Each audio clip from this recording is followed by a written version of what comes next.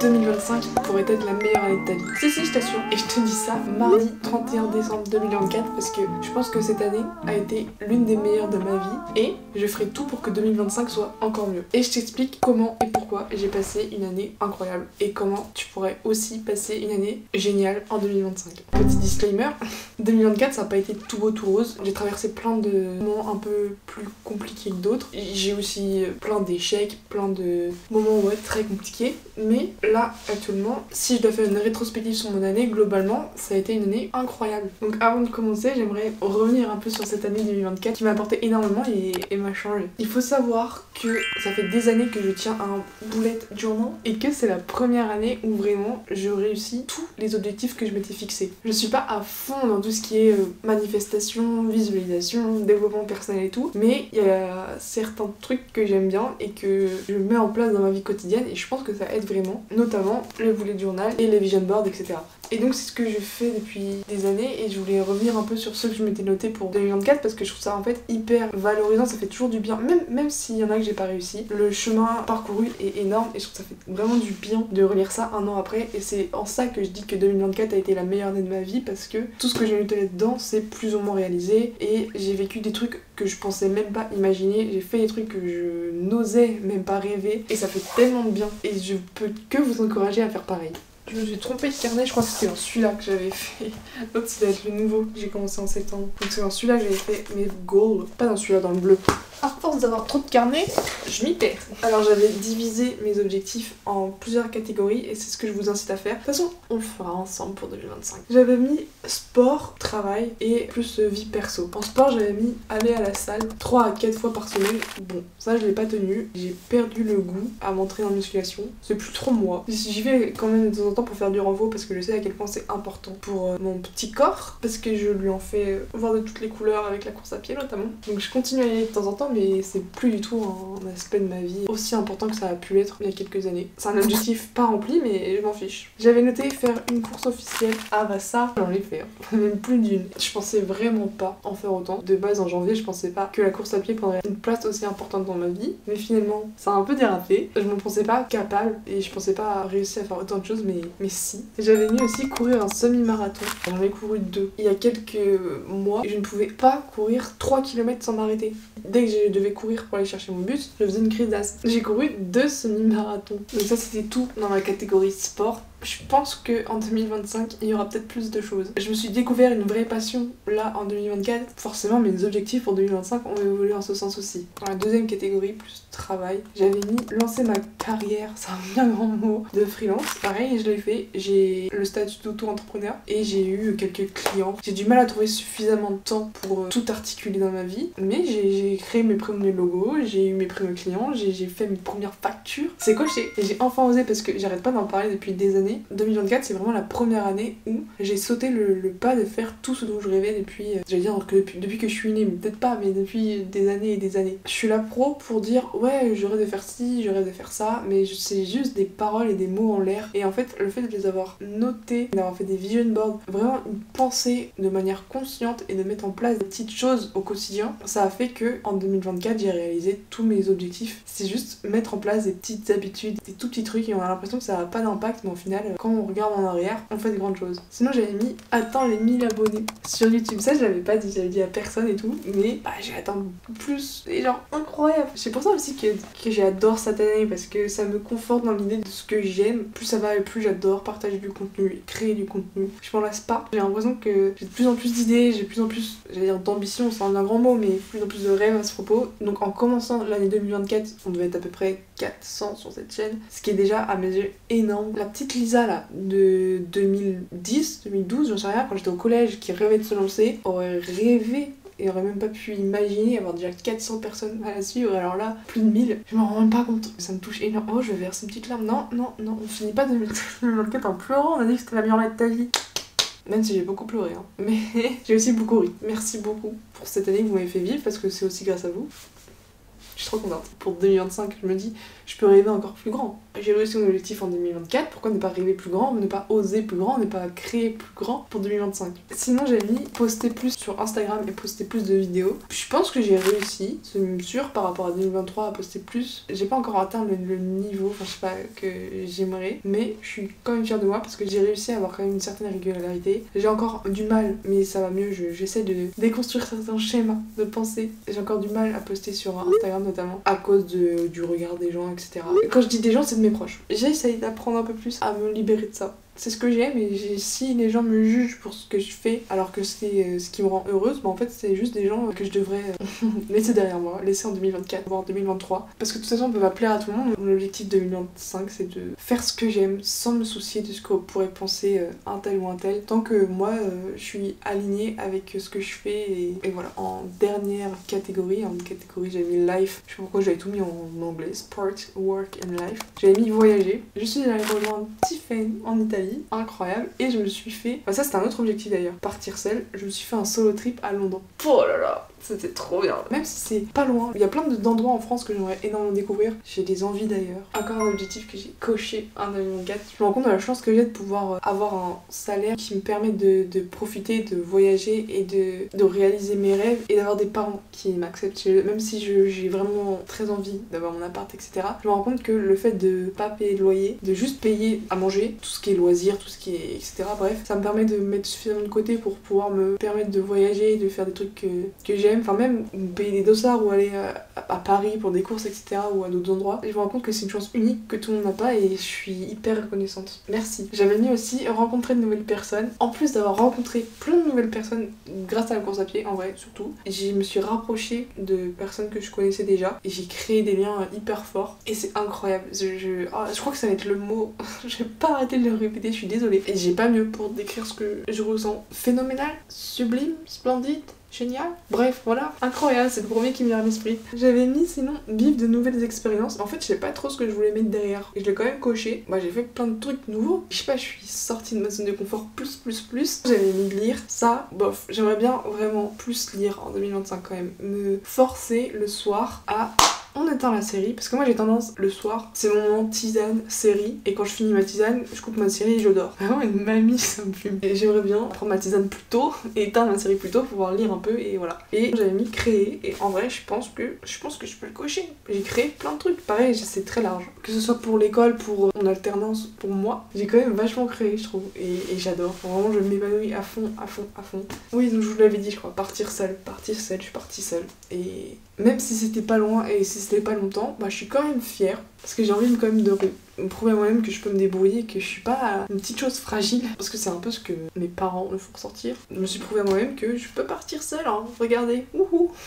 Si j'ai une chose à retenir de cette année 2024, c'est vraiment que j'ai appris à sortir de ma zone de confort. Je sais que ça peut paraître un peu bateau, mais franchement, je sais pas quelle autre expression je pourrais utiliser. Oser de nouvelles choses, ça m'a permis de rencontrer des personnes incroyables, de faire des choses dont je me pensais pas capable. C'est pour ça que je pense vraiment que ça a été la meilleure année de ma vie. Et maintenant, on va passer à cette deuxième partie de la vidéo et on va essayer de planifier, c'est pas vraiment le mot, mais si elle peut faire son vision board, etc. pour 2025.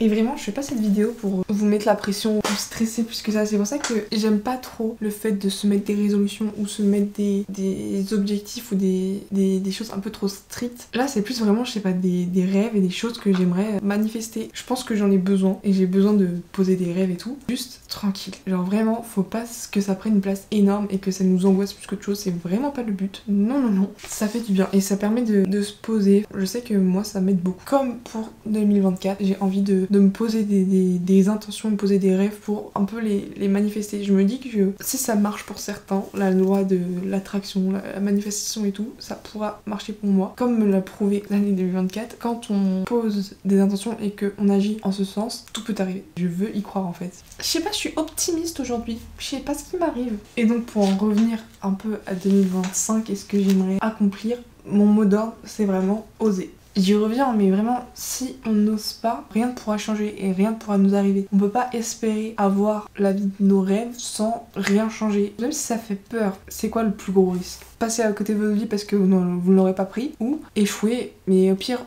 on recommence. Bon, cette année on ose, ok. En fait je me suis pris un peu tard cette année pour faire mon vision board et tout. Je vais faire de manière un peu plus claire et concise parce que si je veux manifester de vraies choses, je pense qu'il faut que ça soit fait aux petits oignons. Donc je finis tout ça et je reviens vers vous.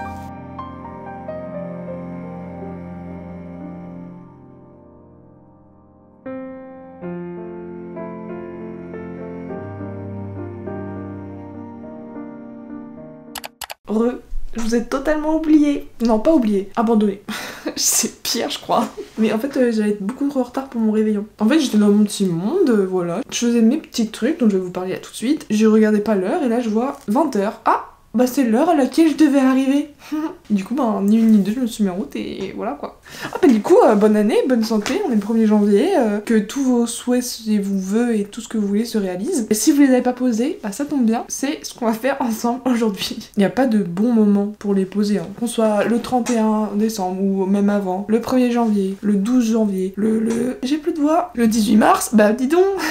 Ça va mieux? Ça va mieux. On s'en fiche. Revenons à nos moutons.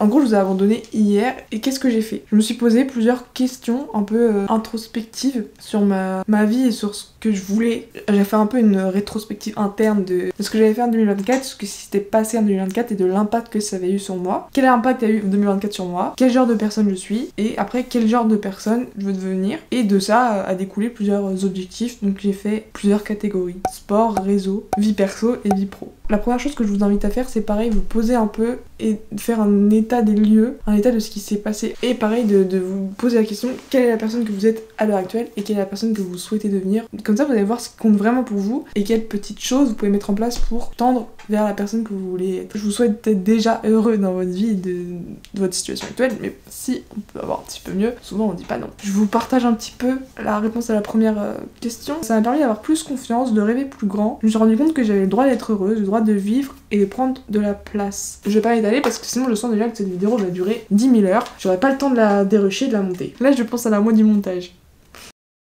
Quel genre de personne je suis? Oh, mes parents rentrent. J'ai mis je suis timide, j'apporte trop grande importance à ce que les gens pensent, et donc je me freine à vivre ma vie. La personne que je veux devenir, j'ai mis devenir plus sûre de moi, affirmer mes rêves, mes choix et mes ambitions, accorder de l'importance à ce qui compte vraiment pour moi. Je pense que je vais vous reprendre dans quelques minutes le temps de dire bonjour, bonne année à mes parents. Reprenons. Où j'en étais, ça m'a perdu. Maintenant je vais vous dire mes objectifs, on va dire qu'on est là. Je vais commencer par le sport. J'ai mis passer sous la barre des 50 minutes au 10 km parce que à Tourencourt, non c'était pas Tourencourt, c'était marathon vert, j'ai fait 50 minutes 45 secondes, j'en perds mon élastique. 45 secondes de mon objectif. Sachant que j'avais pas mis cet objectif là en 2024, mais je me dis je peux les passer ces 50 minutes, je peux les passer. Après j'ai mis prendre encore plus de plaisir à courir et à me dépasser. Et dans cet objectif je mets aussi explorer différentes distances et différents terrains. En plus intégrer de nouvelles activités, donc je pensais par exemple à du yoga, du pilates, du vélo, mais aussi peut-être du trail. J'en ai fait un avec Campus et j'ai bien aimé, mais sauf que seule, je me vois pas trop. Je suis encore une petite flippette. Donc j'aimerais bien. Et j'ai mis ensuite en dernier, partager plus de moments sportifs. Pour moi, le sport c'est aussi du partage et aussi des rencontres. Et j'ai fait plein de trucs cette année. J'ai participé à plein de courses, j'ai participé à plein de blabla run et tout. Et j'aimerais en vivre encore plus en 2025. Ça c'était la partie sport. Après la partie réseau, création de contenu, etc. J'ai mis collaborer avec des marques. Et oui. Je sais pas, je me dis, j'aimerais trop travailler avec une marque qui me tient à cœur, etc. J'ai candidaté pour faire partie de la team ASICS Frontrunner. Je rêverais, je pense, de collaborer avec une marque comme ça. Je pose ça là. J'ai dit rêver grand en 2025. Rêver grand, je rêve grand. Après, partager et créer encore plus de contenu photos et vidéos, donc sur les différentes plateformes, les différents réseaux sociaux. Parce que ça fuse là-dedans. Vraiment, j'ai fait une note sur mon téléphone avec toutes les idées de contenu que je voulais créer et ça se remplit. Donc maintenant, il faut juste que je passe à l'acte. Et après, j'ai mis augmenter encore plus mon nombre d'abonnés et créer une communauté encore plus grande. Même si je suis très contente de ce que j'ai maintenant et tout, bon, bah, petit objectif de croissance. Avant-dernière catégorie. Premier objectif, prendre mon envol, mon indépendance. Donc ensuite j'ai mis profiter plus de mes amis. J'ai envie d'organiser plus de petites sorties de manière régulière, pas forcément des gros trucs ou quoi, des petits moments de qualité avec mes amis. Et je veux vraiment cultiver les amitiés que je suis en train de créer ou que j'ai déjà créées, etc. Après j'ai mis visiter de nouveaux endroits, que ce soit en France ou à l'étranger. Je veux encore découvrir de nouvelles choses, en prendre plein les mirettes. Ensuite j'ai mis profiter du moment présent. J'ai tendance à vivre soit trop dans le passé, soit trop dans le futur, ce qui me provoque très souvent des angoisses. Je vis pas assez le moment présent quoi, et c'est pas bien, parce que quand je me rends compte que je suis vraiment là dans l'instant, bah c'est trop bien, et c'est dans ces moments-là où je suis plus heureuse. Ce qui va avec, c'est apprendre à gérer mon stress, mes angoisses, etc. Et après, j'ai mis être bienveillant envers les autres et envers moi-même. Et dernière catégorie, numéro 1, avoir mon master. Finitons les études, s'il vous plaît, je n'en peux plus. Et donc, ça découle un peu de l'école. J'aimerais bien essayer de peut-être développer mon projet de DC Start. Donc c'est en gros un peu le mémoire de mon école. J'arrive pas trop à travailler dessus, mais parce que je procrastine et tout. Mais en vrai, c'est quelque chose qui me tient à cœur. Mon objectif pro 2025, c'est de trouver un job, une manière de gagner ma vie qui me plaise, qui me permette d'être heureuse. Ça m'angoisse de penser à après le master, parce que je me dis, qu'est-ce que je vais faire de ma vie? Donc l'objectif, c'est de trouver ce que je veux faire de ma vie. C'était toute ma petite liste d'objectifs. Et maintenant, passons à la dernière partie de cette vidéo. Je vous retrouve sur mon lit parce que là c'est une partie un peu plus conseils vraiment pour vous. Des conseils que je compte appliquer et que j'aimerais vous partager. Moi je préfère me fixer des objectifs plutôt que des résolutions. Du genre je veux courir 3 fois par semaine, je veux lire tous les soirs, je veux travailler au moins 30 minutes par jour sur mon DC Start, je veux tac tac tac. Je préfère me mettre des objectifs comme ça, et avec ces objectifs, je compte me créer un vision board par objectif, imprimer plusieurs photos de cet objectif en fait, vous voyez. Et vraiment des choses vraiment concrètes. Par exemple, collaborer avec des marques. Sur mon vision board, j'ai mis des photos de marques avec lesquelles je rêverais de collaborer. Enfin, je vais vous montrer un peu ce que ça rend. J'ai pas encore imprimé. Quand j'imprime à la maison, voilà. Elle est très partout, on me reconnaît à peine, donc bon. Mais je me suis créé un vision board, vraiment un truc hyper visuel, comme si j'avais déjà réalisé ces objectifs en fait. Et en fait, je me suis aidée de ChatGPT, je vais pas vous mentir. Je vais expliquer, voici la personne que je suis, voici la personne que j'aimerais devenir, voici mes objectifs. Décris-moi le quotidien de la personne qui a accompli tous ses objectifs. Grâce à lui et à ce vision board, je vais mettre en place plein de choses pour atteindre ses objectifs et ses rêves. Et je préfère ça que des résolutions, parce que je vois pas ça comme une contrainte en fait. Par exemple, d'aller courir 3-4 fois par semaine, déjà parce que j'adore, c'est pas une contrainte, c'est une petite action qui va me faire atteindre mes rêves. Je vois plus ces résolutions comme une contrainte, une corvée. Forcément, on a plus de mal à les tenir. Alors que si on se fixe des objectifs, on a plus envie de mettre en place certaines choses qui seront positives pour nous, parce qu'on se dit, c'est pas une contrainte, parce que ça va me permettre de vivre un truc de fou et de devenir une meilleure personne. Et donc je trouve ça trop bien de se mettre des objectifs, mais par contre, ne vous mettez pas trop de pression. Et ne basez pas votre bonheur sur la réussite ou l'échec de ces objectifs. Faut pas avoir peur des échecs. Quoi qu'il arrive, qu'on réussisse ou qu'on échoue, ça nous aura appris énormément. Parce qu'on aura changé, on aura évolué, ça nous aura permis de faire plein de choses. Autre petit conseil, c'est important de se rappeler de tout ce qu'on a déjà, parce qu'on a tendance à se focaliser sur des rêves, des objectifs, et à se dire qu'on sera plus heureux quand on aura atteint ou fait telle ou telle chose. Mais en vrai, quand on se pose, on se rend compte qu'on est déjà hyper chanceux. En vrai, là je parle pour moi, et j'espère que pour vous c'est le cas, parce que je sais que c'est compliqué. Je veux pas m'avancer, et je connais pas votre vie, je connais pas votre quotidien, etc. Mais je suis persuadée, en tout cas j'espère qu'il y a des petites choses auxquelles vous pouvez vous raccrocher. Je vais vous donner un exemple perso. Désolée, je parle de moi parce que c'est ma vie, je connais quoi. Donc dans ma vie familiale, c'est compliqué, mais je sais que je peux me raccrocher à mes amis, ou je peux me rappeler du fait que j'ai la chance, j'ai un toit sur la tête, etc. Donc je trouve ça important d'être reconnaissant pour tout ce qu'on a déjà en fait. Il y a un truc aussi, c'est attention à la redescente, parce que le jour où vous aurez atteint un certain objectif, par exemple, j'ai parlé course à pied.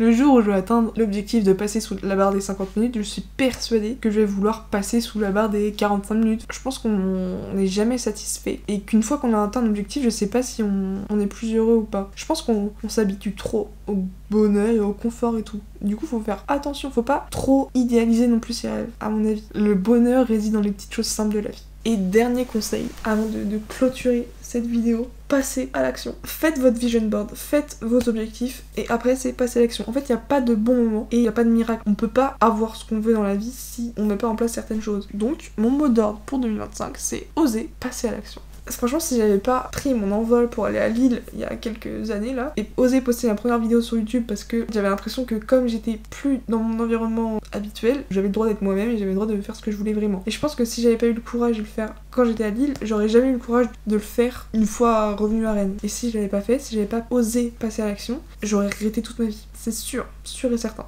N'ayez pas peur des échecs. Si vous avez un rêve depuis des années, passez à l'action, s'il vous plaît. Après, c'est un petit peu de l'autoconviction que je fais là aussi, hein, parce que je suis la première à avoir peur du regard des gens, et alors pas oser faire des petits réels, des petits TikTok, des petits trucs. Donc bon, mets-toi ça en tête aussi, Lisa.